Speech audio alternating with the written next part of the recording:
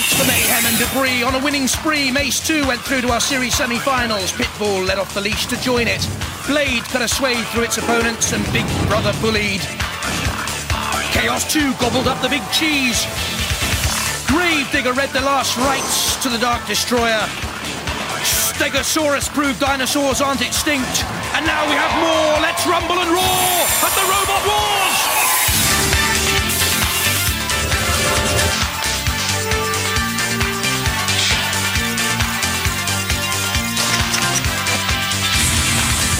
Ladies and gentlemen, please welcome that master of camouflage and stand-up chameleon, Craig Charles.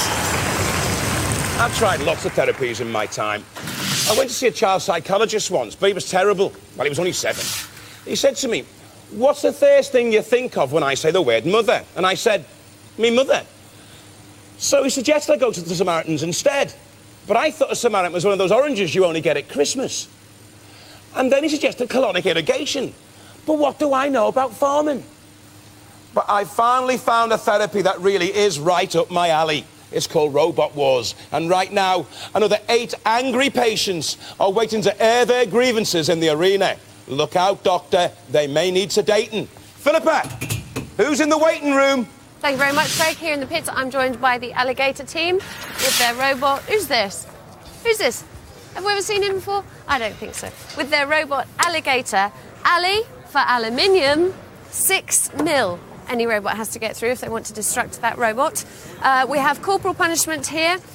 Made great use of linear actuators in the lifting technology. Don't know what they are, but sounds good, doesn't it? This is Tut's Revenge. The key here is a flipper, and they're hoping to flip Matilda, so you have to make sure when you're watching that you see Tut's Revenge flip Matilda, otherwise their promise is broken. This is Berserk. We just do one thing, which is welcome to Robot Wars. Thank you very much for bringing Berserk. Meet Death Warmed Up with fantastic decorations, dials and all sorts of things all over it. These gloves, lovely little story. What did your sister do? How did she make these? Well, I sat in a corner with gardening gloves on. Yeah. And she coated them with fiberglass and Yeah. painted them black. Well, you would, wouldn't It you? took some getting off. But they're on him now, so they're safe and sound, and we expect them to be doing a victory wave. This is Stealth. Stealth was actually made where? On the living room floor. Yes, and how long has it taken to clear out the mess? A very long time. It's still being done, isn't yeah. it? Even as we speak. Even as we speak. Once again, cunning use of a flipper device. There's lots of flippers in this heat. I'll just make sure I've got my fingers still attached to my hand. Hypno-Disc is a very interesting one because on this disc, which revolves around and around and around, we have razors. And these razors don't just slice, they slice through this, which is how many mil thick? 3.5 millimetres. 3.5 mil thick aluminium. So they're hoping to do some damage with that. Last but not least in the heat, Robogeddon. Inside here, there's a harrow. This is a bit of plough. It's made from rusty gates. It's made from all sorts of things that were found lying around on the farm. So well done, team. Ingenuity at its best. And this is how they line up, Philippa. Alligator, Swamp Thing or Mean Manned Machinery against Corporal Punishment. Will they go berserk twice or leave in a trice against Tut's Revenge? Flipping good they are. Hypno-Disc would give you a close shave against the inventive Robogeddon team. And Death Warmed Up, no velvet glove approach there against the Stealth Bomber. Time for your weekly dose of destruction. Let the wars begin. From Kent, Alligator. A team of work colleagues put together this reptilian robot, the blade as sharp as a gator's bite, and they mean to have fun down by the Bot Bayou. Very short at 32 centimetres. Alligator is powered by 4 wheelchair motors, 24 volt, which is supplied by 3 12-volt batteries, giving a total of 36 volt through it. We've got a spike on the back, which we hope to do damage with, 2 spikes on a lifting blade on the front, which should cause a lot of damage as well. From Romford, Corporal Punishment. Back after the second series with a new lifting scoop at the front, an aluminium shell, 2-wheel drive powered by 4 12-volt batteries, and whack, it's capable of giving out 6 of the best. And look at the change from the last series. There they have the front lifting prongs. Started well, but the prongs were bent and buckled and drove it onto the arena floor, and that meant it was vulnerable to the house robots who closed in for the kill. The prongs have gone, replaced this time around by a front lifting scoop. Will it make all the difference? I'm Adam Clark, and this is Corporal Punishment, coming back scarred from the last war. This time around, we've got a solid one-piece scoop on the front, which replaced the faults from last year, and the entire drivetrain has been upgraded. It's now running at 36 volts, independently sprung chassis, and an onboard gyroscope for some straight-line stability. And hopefully, we're going to prove the adage that speed kills. Roboteers, stand by. The Alligator team with Derek Stupples, there on the left-hand side, James Hogman and Steve Everton, and Corporal Punishment, 3, Adam 2, Clark, and his teammate there, Dave Dempster, on the left. Activate. And it's Alligator quickly in underneath Corporal Punishment, bucking it up in the air. The Alligator on top's okay. And meanwhile, Adam Clark and the Corporal Punishment team know they're in for a fight here as Matilda comes in with the two front tusks. Derek Stupples smiles. He dreams of hang gliding from the Empire State Building with a beautiful woman in tow. Well, he's got the beautiful James Hogman and Steve Everton in his control box today. And at the moment, it's Corporal Punishment hanging on in there. Alligator dragging it towards the pit. That's where they want to see Corporal Punishment go. Inching slowly, inexorably towards that pit. In comes Matilda with a blocking movement. You can see there the Matilda cam on top to take up the close-up pictures for you. Dragging now Corporal Punishment across the arena floor. And I think the problem with Corporal Punishment, it's impaled on the spikes on the back of Alligator. The house robots trying to free the immobilised Corporal Punishment, get it off the back of Alligator to make a fight of this. But Corporal Punishment, for me, has been totally immobilised as the clock ticks down. And there can only be one winner here, and it's not going to be Adam Clark's Corporal Punishment team. In again comes Killalot. You can see the scars on Corporal Punishment, and they're out, I should think. Oh yes, certainly so. Well, it seems pretty plain to me, but the judges are still deliberating. While they deliberate, let's look at some of the highlights of that battle. This is the key moment. Alligator straight in, underneath Corporal Punishment, and from then on in, you can just see it there. Being caught on the spikes on the top of Alligator, couldn't get free Corporal Punishment. In came Matilda and the rest of the house robots.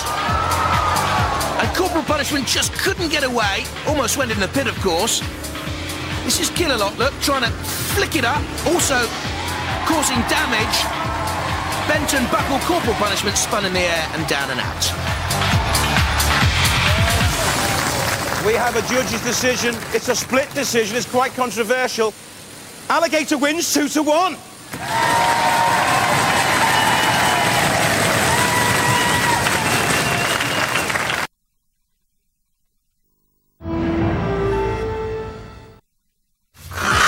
Dear, Adam Clark did not look happy, but Corporal Punishment out and Alligator go through. Next up, Berserk 2 against Tut's Revenge. From Huddersfield, Berserk 2. A pneumatic forklift and hammer provide the weaponry. The body shell is alloy. It cost £2,000 to build over 4 months. It's the tallest and longest in the heat, and it's back from the second series of Robot Wars. Took part in the super heavyweight melee last time around. Was pulled across towards the pit, and there became a blistered, broiled, barbecued Berserk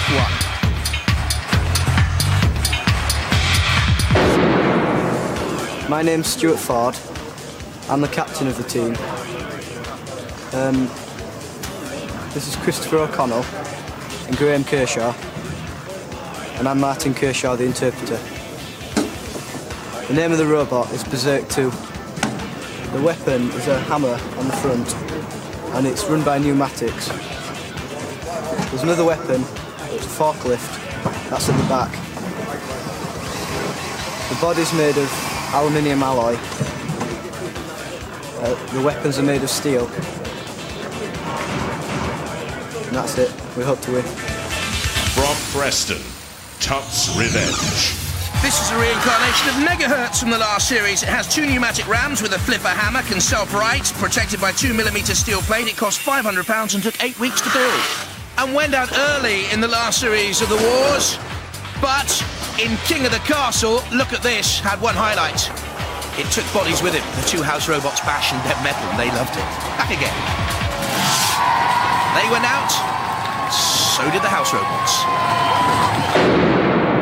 My name's Dave Lund, I'm the team captain. My brother Tony Lund and friend Gordon Keeling. We've got a new robot, which is Touch Revenge, which has replaced Megahertz from the last war. Now, Megahertz had a mascot, which was the mouse. This year we have reincarnated Tutankhamus, and he brought along with him some vicious weaponry in the form of a lifting mechanism at the front and a flipping mechanism which attaches at the back on the outer pyramid case. The hieroglyphics on the side are whatever Touch Revenge, but we have our initials on the rear and a symbol that says health, life and power. Robot ears, stand by. Berserk 2 with Stuart Ford, Graham Kershaw and Chris O'Connell. Martin there with them. And Touch Revenge, the family 3, team, Dave Lund, Tony 2, Lund and Gordon Keeling. Activate. They've been great fun, the Touch Revenge team with Tutankhamus, the mascot. There they are again, peering out from their pyramid. Meanwhile, Berserk 2 with a little lift and the nudge. That great pneumatic forklift dragging Touch Revenge up onto the arena wall. It may be pretty with the symbol of long life and so on, but I don't know whether Touch Revenge is going to enjoy a long life in Robot Wars. Almost whipping itself with the weapons there. Happy with its performance, perhaps. Tutankhamus led into a trap. Berserk 2 spins and comes in again with a ram. Oh, and there goes Touch Revenge, up and over on the side again. But it has a streamex. Something, meanwhile, came off Berserk 2. Not much damage, but something certainly flew off it there on the arena floor, you can see, but it's Touch Revenge taking all the damage now from the house robots. This way up. That's what the sign there says. And you're the wrong way up, boys. Well, they need some great Egyptian mythological beast, the Sphinx, to come into the arena floor and help them out here. I don't think it's going to work. They're going to be condemned to the box. Valley of the Kings down there. It wasn't even a Pyrrha mid-length battle, was it? It was over in a trice. Cease. Well, King Touch Revenge has still got a fair old way to go. He's off home to his mummy. Berserk 2 is through to round 2.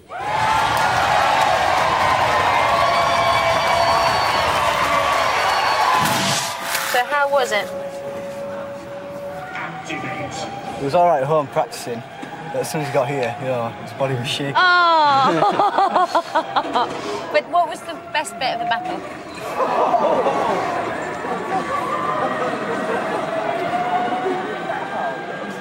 Seeing the robot get destroyed. We look forward to the next round, tell him. Oh, tut-tut, they didn't last too long. They're at Berserk 2 go through, and Hypno-Disc next up against Robogeddon. From Oxford, Hypno-Disc. Made by the Rose family over 5 months, the frame and body shell's aluminium, the design computer-aided, the weapons are rotating discs spinning at 600 revs per minute. Will it be the rose amongst thorns here? Hello, my name's Dave and I'm the team captain of Hypno-Disc. Our team members are Derek, my brother, and my father Ken. Although our robot can pull a car, the main weapon is this 18 kilo flywheel which runs at 500 RPM, which can do this.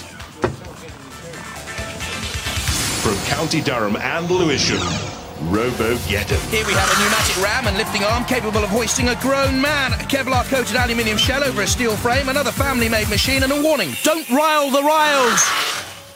This is our robot, Robogeddon. See if we can make him. The weapons consist of double-acting pneumatic ram, and it's very fast, very manoeuvrable, and can turn on its own surface. Robot ears, stand by. There's Hypno-Disc and waiting to bloom. The Roses, Dave, Derek and Kenneth. And Robogeddon with the Ryle family, young William, Brenda and Ginger on the right. And in comes Robogeddon straight from the start against Hypno-Disc. Look at that blade spinning away. Off goes Hypno-Disc. The message there, Robo, get on out of it. In comes Robogeddon again though. Hypno-Disc spins and comes in on the attack. Oh, goodness me! Poor old Robogeddon crumpled by Hypno. D-I-S-C. Oh, no more letters in that. Never mind. Hypno-Disco, it certainly is though, dancing around on the attack of Robogeddon being shredded here. All that work, 100 hours over 4 months to prepare Robogeddon and shattered in seconds by the Hypno-Disc team. Again, look at the front of it. Buckled and torn. It's sort of limping along. The shell fluttering away. Almost coming off. Oh, how sad. The boggle eyes.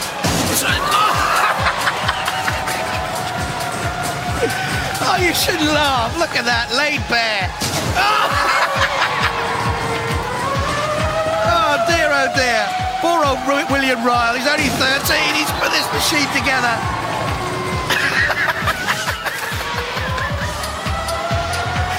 Oh, dear, look.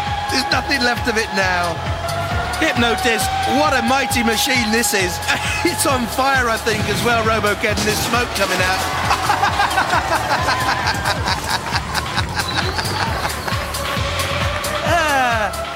What's Ginger saying there to little William? There's a way back into this for us? I don't think so. The wheels buckled now as well. There's no shell, no wheels, no weapon, no hope. Oh, Hypno-Disc, this is the most complete destruction I think we've seen in Robot Wars ever. Oh, there's the CO2 canister. Oh, that was splendid. Well, well and truly beaten. Well, Hypno-Disc and Robogeddon. What a fantastic spectacle. Come up, lads.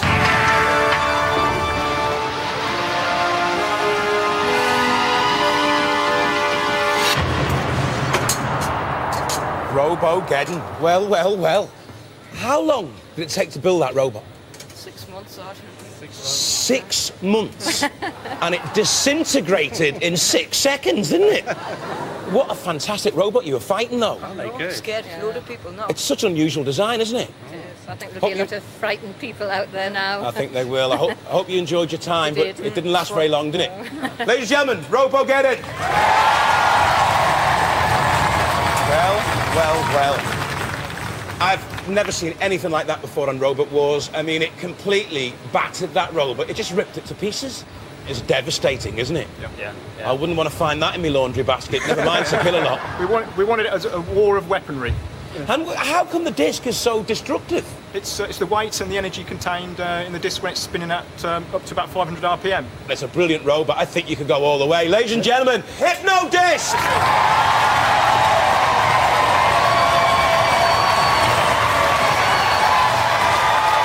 What's that? This is the design. That's my son Matthew. It was. Yeah, No. How old is your son Matthew? Yeah. He's 3.5. 3.5 Matthew designed Hypno-Disc. He did indeed. And it is phenomenal. Yes, it is. You were right. He designed it for maximum damage, and that's what we did. It's incredible. I mean, really shocking. I've never seen a robot cut in half. It was quite terrifying, wasn't it, really? Yeah. And we shall be expecting more. The terrible twins, Derek and Dave Rose. Hypno-Disc, very, very impressive. Next up, Death warmed up and Stealth. From Yorkshire, Death warmed up. Oh, it looks splendid with its fiberglass skull and the arms. The front weapon's an electric earthquake saw. The rear weapon's a pneumatic trident. The major motors come from windscreen wipers. And they've learnt from the last wars. Their robot was called Pièce de Résistance, running the gauntlet against Killalot. I'm afraid it didn't show too much resistance. It was dumped over Le Brick Wall. Comme ça. My name's Colin Scott, and this is Brian and Julie, and this is our robot, Death Warmed Up. He's a big chap. He's 12 inch bigger than last time. He's got an earthquake saw at the front and a pneumatic trident at the back. And we're going to do the damage. We're going to do the business. From Staffordshire, Stealth. Made by the Lythals, looks lethal with its circular saw and 90-degree lifting arm. Only cost 200 odd quid to build from scrap and borrowed parts. The shovel's 3mm thick hardened steel plate. I'm James, this is my dad Cavan. We are Team Stealth. This is our robot, Stealth. We've got a pneumatic lifting ram on the front which lifts up like that. We've got a circular saw on the back which can cut through metal and anything else that we're likely to encounter. Roboteers, stand by. Death warmed up. And Colin, of course, is going to do the business, the damage. Stealth. 3. Young James, 19 years of age, at the controls. 1. Activate. James wants to drive touring cars as an ambition. Well, he'll need to show more speed than Stealth has shown so far. A rather stealthy approach towards Death Warmed Up, or rather quiet. The imagery on Death Warmed Up is brilliant, I think. I don't quite know what the casters are for on the side. You see them? They look as if they're from the bottom of your settee at home. Colin and Julie Scott, Brian Newcomb in the Death Warmed Up team. What are those casters all about? Underneath goes Stealth. This is all rather slowly. Catchy Death Warmed Up. And the paintwork won't like that. Blissed a little bit. And the bodywork won't like the attack of Shunt either. With the great and mighty axe coming in. And are they impaled there on the grid, on the arena floor? Death Warmed Up. The gloves are melting, I think, on the arena floor. They are. Little bits and pieces just dropping away. In comes Shunt, away from the flame pit. You can see the smoke. Oh, look at the flames there underneath as well. On Death, well, it really is warmed up for Colin Scott. What on earth's an earthquake saw, by the way? Well, there it is. And is that something just oozing from the bottom of Death Warmed Up as well? I'm not too sure. The Stealth bomber awaits. The lifting prongs of Death Warmed Up absolutely useless at the moment. The pneumatic trident out by a soda siphon bottle. There, you can see the flames and the smoke. And they know that the Stealth team are heading for a victory here. Oh, I'm filling up, I feel all choky. It's smoky. They're going out. Give it up for Stealth. They go through.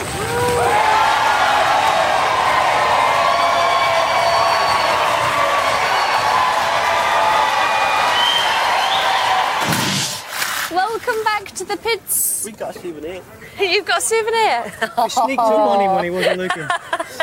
Dead stealthy like. That's a bit. You were stealthy. Yeah. You were very stealthy, Very and that's stealthy, how you we won. thought it wasn't That gonna was work. very cleverly done, Very getting slow. that robot over the toaster like that. There you go. But I have to say, call that a flipper? I know, it's Yeah. It was pathetic. rubbish. It was, There was yeah. no flipping going on. Obviously, we were going flipping then. But congratulations. Thank you. It was very well done. Very stealthy.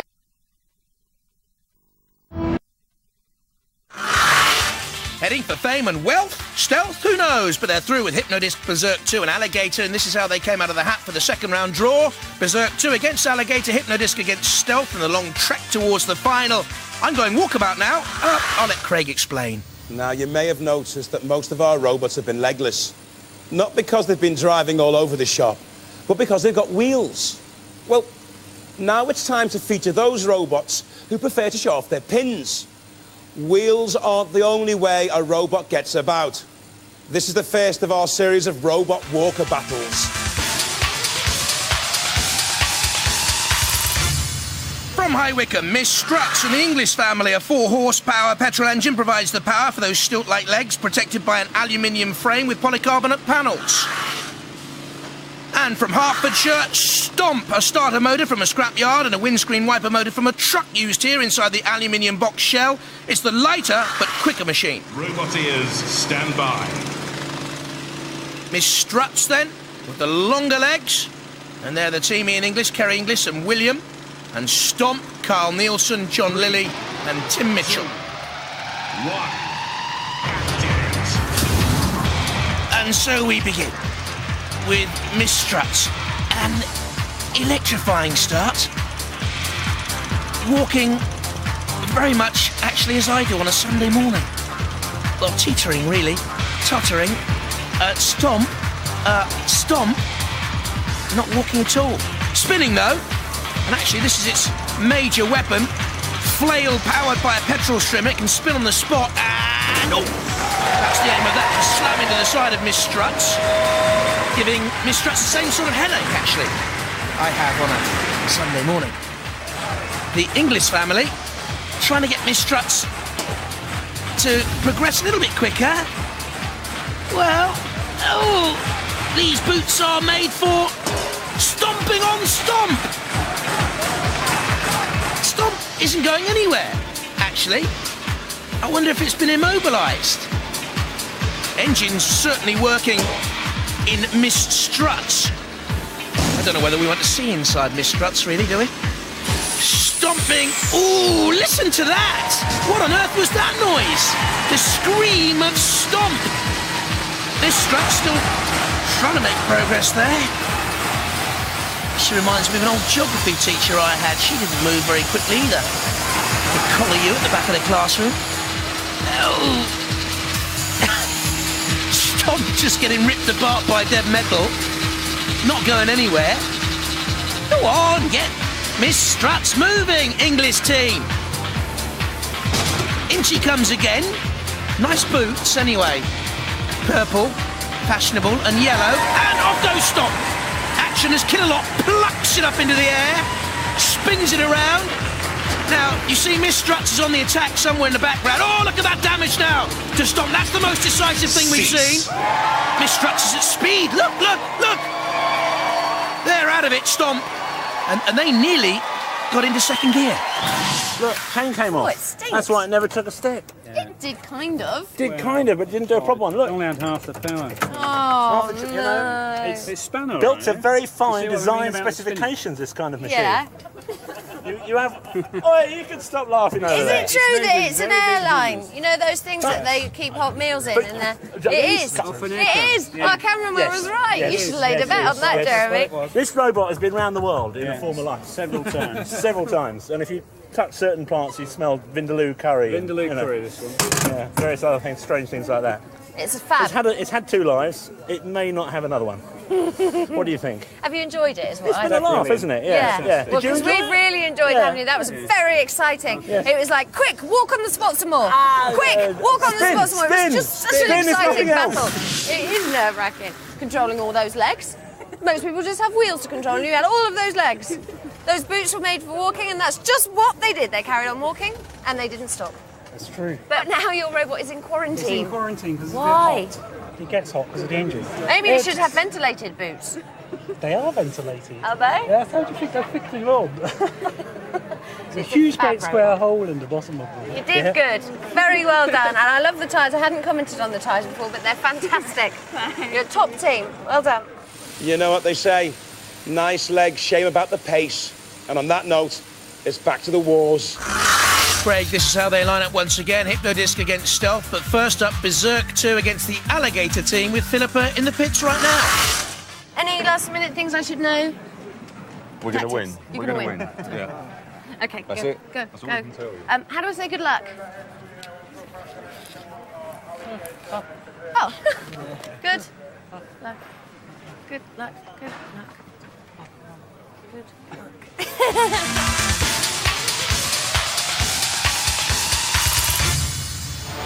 There's the Berserk 2 team. One wonders how much they learned from the last wars, and Alligator, of course. Steve Everton sounded confident, didn't he? There with the beard, though, at the controls is Derek Stupples, the captain. Stand by. There is Berserk 2 and Alligator. Little mascot on top of Alligator still in place. Driving in. Now, you remember, Alligator had corporal punishment, impaled on those top spikes and couldn't get away. But now, in comes the big forklift of Berserk 2. As the hammer on the other side, there's the forklift slamming down on Alligator. Great metallic teeth in front and green eyes, and Alligator almost flipped up and over. Very powerful Alligator, though. Oh dear. The electronic relays, the controls of Alligator nearly letting it down and going into the pit. Still running though. Nudging in under Berserk 2, in towards the CPZ and shunt, and that's always a worthy tactic. Knock it into the corner patrol zone of a house robot and see the great of shunt, but it just grazed the top of Berserk 2 and the alloy body shell. I'd like to see the front weapon of Berserk 2 come into play. There's the rear forklift, and up and over goes Alligator. Well, I've never seen an alligator turn itself up and over. I've never actually seen an alligator, you understand, but can it right itself? No SREMEX, self-righting mechanisms have become crucial factors in this series of Robot Wars, and Derek Stupples and his team there, I think, are in trouble. Stuart Ford, the tall member of the Berserk 2 family, in control, and also ramming in along with shunt punishment on the belly of Alligator. Well, I know all about a crocodile smile. I'm not too sure what an alligator has. Pain etched across its features. Ooh, in comes Dead Metal with the circular saw for some alligator rustling out there. And Derek Stupples and his team know they're heading out. It's back to the bayou and sinking into the swamp for Alligator. Well, it's a case of see you later, Alligator. There's no doubt about that. Berserk 2 through to the third round.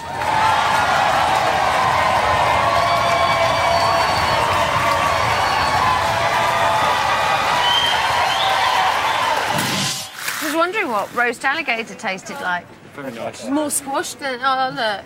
He's been dispelled, look. No! Appendicitis now. Oh, poor alligator. He got really squashed as well, didn't he? It was great fun, but watching your faces was a picture you just gave up by the end, didn't you? Let them have their way. Thanks very much, guys. It's good to have you on Robot Wars. Right. Cheers, man. This bit was great.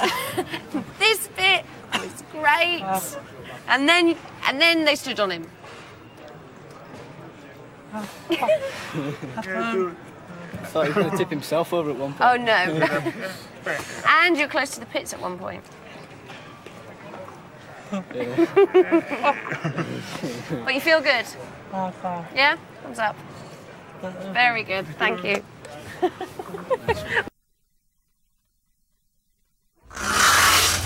It's Alligator Soup by now. Berserk 2 are into the heat final. Next up, Hypno-Disc against Stealth.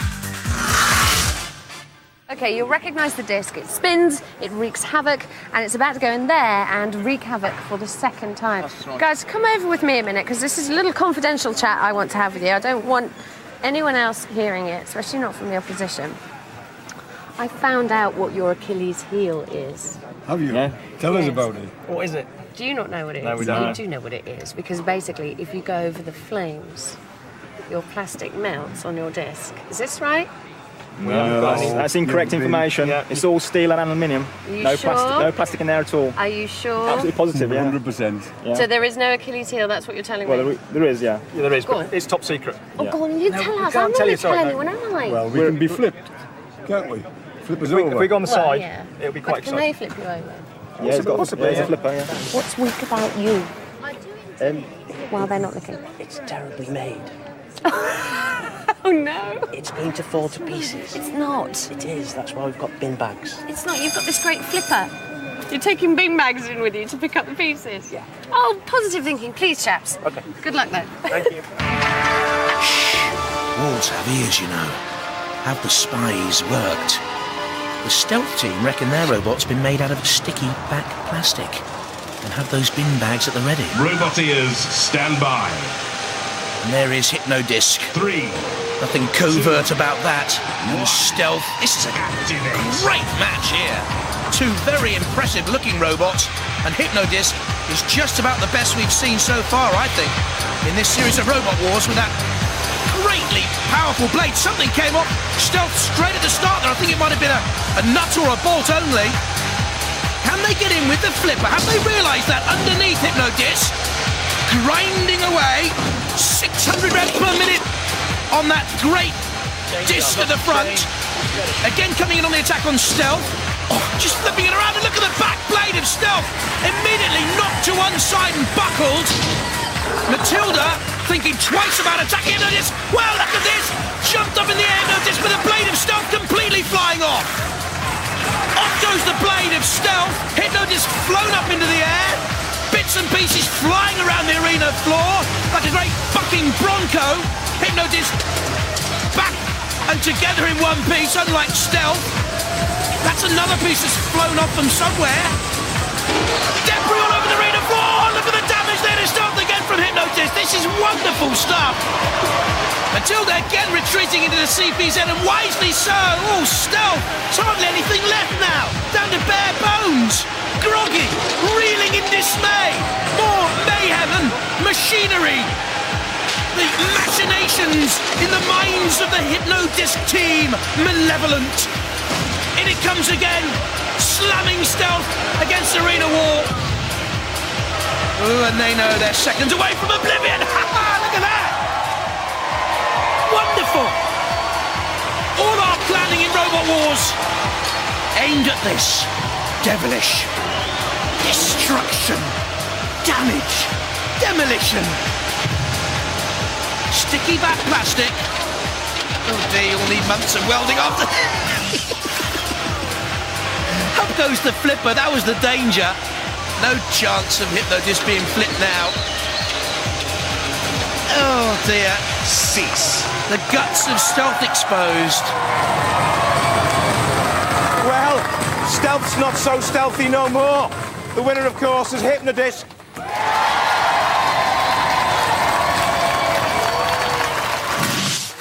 Oh, you did tell me. Souvenir. I'm so sorry. You went in with your bin bag empty. Yeah. You've come out with it full of bits. Oh dear, it was all over the place. Oh, look at it. I mean, look, just right the way through. Yeah. You were devastated. We could see you up there in the box. Totally. Not for me, it's for James. James built it. It's nasty. Are you devastated? Yeah, absolutely gutted. We'll have our poly bags back, please. Yeah, I'm so sorry, guys. It's all right. But, we don't make any promises that your robot's going to come out alive. No, next year. Or even in one piece. People are very frightened now.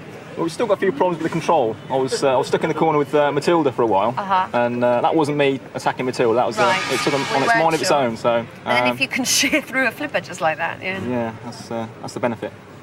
Very well done. I think this is the most destructive robot we've seen on Robot Wars so far. Thank you. Well done. Cheers. Oh, James of the Stealth team, I do feel sorry for you. No, I don't. Go in with the big boys and you get bashed. Hypno-Disc against Berserk 2 is our heat final. 6 robots have been sacrificed to the scrap heap in the sky. One more robot will join them. It's the third and final round.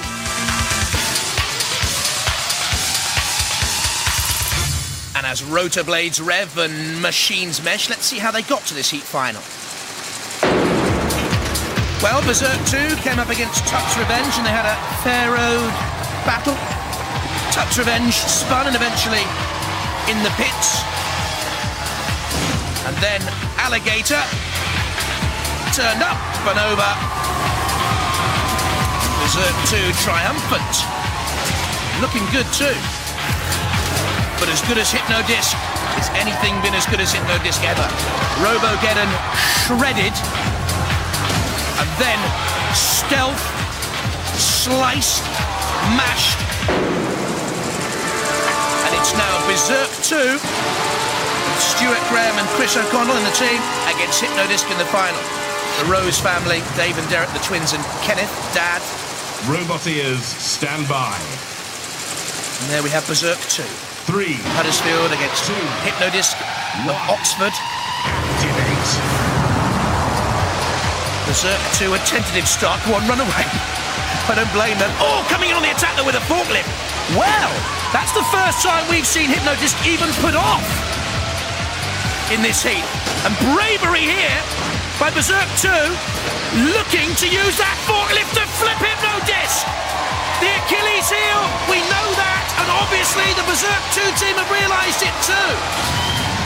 And Hypno-Disc here, befuddled, bemused, boxed in, but now breaking out. Oh, and up and over goes Berserk 2 from the arena floor. Now they can right themselves, I'm sure. But look at this, driving onto the arena spike. They can use their weaponry to right themselves, the forklift and the hammer. Stuart Ford, Chris O'Connell, trying to get Berserk 2 up and over and right it again. In comes Hypno-Disc. Not as punishing so far. The body shell is alloy on Berserk 2 and withstanding the attack so far of Hypno-Disc. Hypno-Disc flipped up as well by the arena spike. Get up there. The Rose boys will want to come back in with a concerted drive and get that spinning disc cutting in on the shell of Berserk 2, but it's Berserk 2 at the moment trying to create some damage, but pushed into the CPZ and Kilowatt. This could be decisive. Don't forget, should it go to judges, they will be looking to mark on style, aggression, control, damage caused. Both cherry pickers look very, very tight, don't they? Concern the teams in those cherry pickers looking on. Berserk 2 slamming down again with the needle-like weapon at the front. There's the Rose boys trying to get Hypno-Disc off those arena spikes, and the 600 revs per minute spinning disc is slow at the moment. You can see the teeth there and the razor blades, but it's caused no damage. This is a major surprise, and it will go to the judges. I didn't think it would last this long, did you? Well done anyway to Berserk 2 for staying in there, and this is very, very close. Epic final, that. Well, both robots were still mobile after that epic battle, so let's go to the judges for a decision. How on earth are they going to decide this one? Martin Smith on the left, Noel Sharkey in the middle, and Adam Harper there on the right-hand side. Let's look at the key moments again. An early attack by Hypno-Disc, but flung away by Berserk 2 twice. Now Berserk 2 trying to get that forklift in underneath Hypno-Disc. This could be a crucial attack in the final as the judges deliberate. Kilowatt also into the fray, but this could be crucial. Berserk 2 thrown by the arena spike. Not only do you have to judge your battle against your opponent and the house robots, but also against the arena obstacles. Remember Behemoth going out earlier on in the series like that? Now who's the most aggressive here between the two? Very, very close. I think this is the closest final we've ever had, and I wouldn't like to be in their shoes. Who has won this on damage, style, control, and aggression? Very close, Craig, I think. And the judges have given it to Hypno-Disc. They're through to our series semi-finals.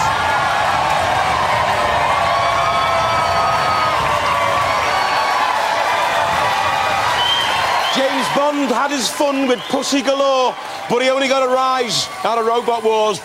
Bye-bye.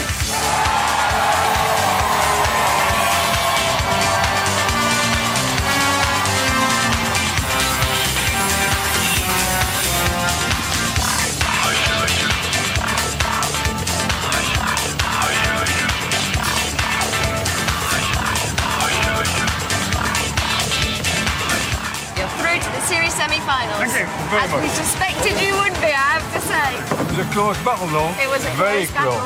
It's going to get harder and tougher. Right. Got some work to do. Yeah, okay. We'll do better next time. Yay, make it spin faster. Okay. We're now halfway through our 16 first-round heats. Our first semi-final lineup is complete. Mace 2 and Pitbull. Big Brother also through with Blade. Then Chaos 2 made it. Gravedigger, followed by Stegosaurus, and of course hoping to spin a win into our first semi-final later in the series, Hypno-Disc.